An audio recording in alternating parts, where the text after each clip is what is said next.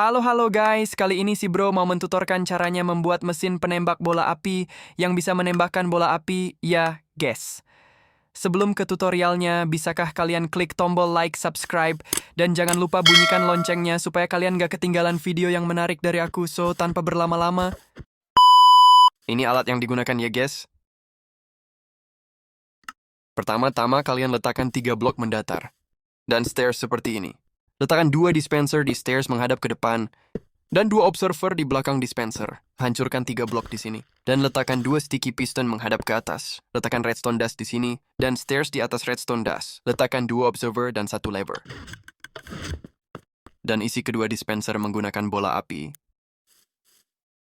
Langsung aja kita coba.